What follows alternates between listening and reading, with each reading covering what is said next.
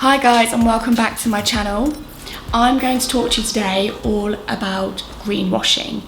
Now, this is something that I find particularly frustrating as an activist, and I think it's really important to try and break down exactly what greenwashing is and what it looks like and how we can spot it, how we can avoid it, but also some of the brands that are most culpable at the moment for greenwashing, so you can see real examples of where big brands are using these kind of dirty tactics to sell products. Greenwashing has been around for a long time, and it was only coined properly as a term back in the 1980s. Its official definition is when a brand deliberately misinforms us to make us believe that a product is sustainable to generate more sales.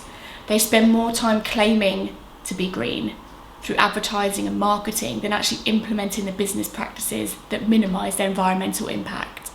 Greenwashing hasn't always been easy to spot, but in recent years, with the rise of the internet and social media and people just becoming generally more eco-conscious, it's meant there's been a lot more questions asked around supply chains, ethics, environmental standards and transparency. This has forced brands to be more open and honest about their processes, and it's also exposed a lot of bad behaviour across multiple industries.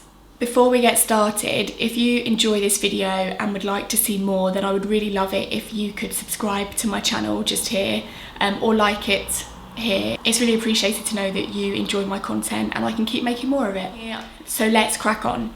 Here are ways that you can spot greenwashing. Number 1, watch out for language.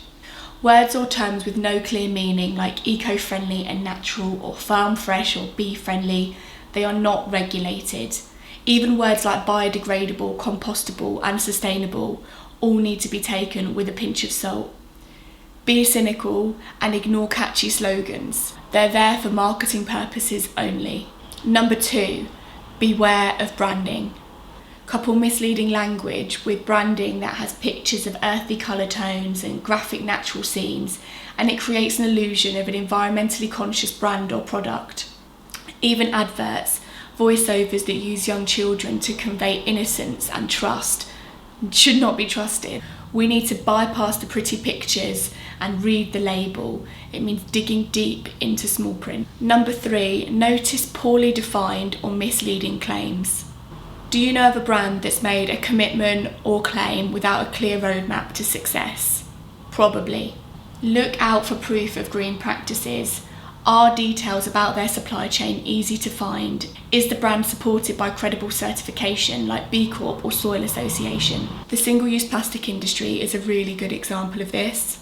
A lot of brands are committing to be fully recyclable over the next few years, but with only 9% of plastic ever produced having actually been recycled, what does this really mean?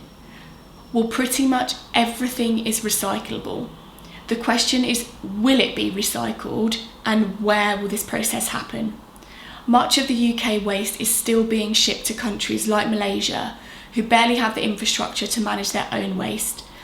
This rubbish is being logged as recycled waste under UK standards, but the reality is a lot of this is in fact being incinerated or left to rot away in landfill. Not only is this greenwashing by brands, it's greenwashing by our government, and it's essentially waste colonialism.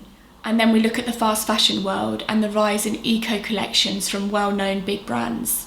They may be using natural or recycled materials, but if they're still employing factory workers for less than a living wage and in dangerous working conditions, this isn't eco or sustainable. This is greenwash. Number 4, championing one environmental achievement at the expense of another. Be really cautious of brands that focus on one particular aspect of the supply chain and nothing else.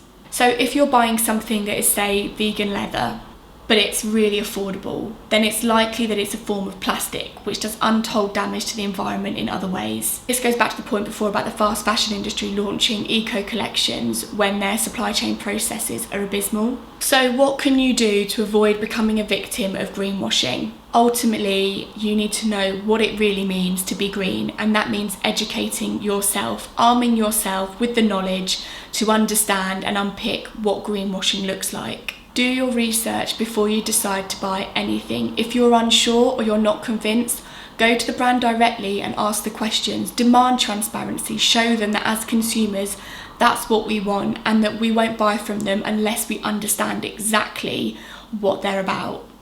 Look out for recognised and respected certifications like B Corp and Soil Association.